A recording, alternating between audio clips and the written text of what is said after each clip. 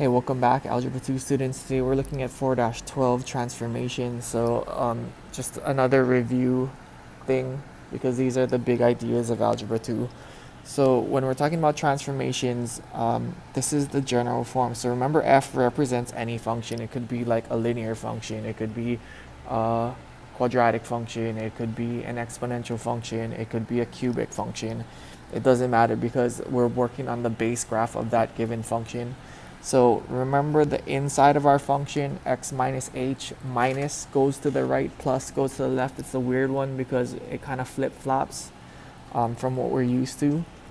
Right? We would think that plus would go to the right and minus would go to the left, but be very careful there. The a, if it's negative, it's a reflection across the x-axis or a flip. If a is greater than 1, so if we have a number like 2 or 5 or even 3 halves that is greater than 1, we're going to do a stretch vertically. If it's between 0 and 1, some kind of fraction or decimal, then we're going to have a vertical compression.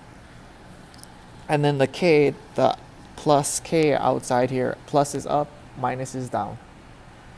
Okay, so for the example we're looking at, it says 3x squared plus 4 is translated down 3 units. Give the equation. So we're going to take our starting equation, and because it says translated down, that means we just subtract 3 from the 4, right? Because that's the up and down, the plus k. This would be our k. We're just subtracting 3 from that. So the new function would be 3x squared. 4 minus 3 is positive 1. Okay, and then the second one says y equals x squared. So we have the graph of a parabola. Translate to y equals x minus 3 squared plus 5. Okay, so the minus 3, remember the minus is to the right. So we're going to shift this 1, 2, 3 units to the right.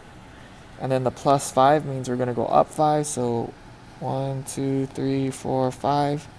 It's going to be here. And the shape, the size of our parabola, ugh, that's gross. The size of a parabola is going to look the same.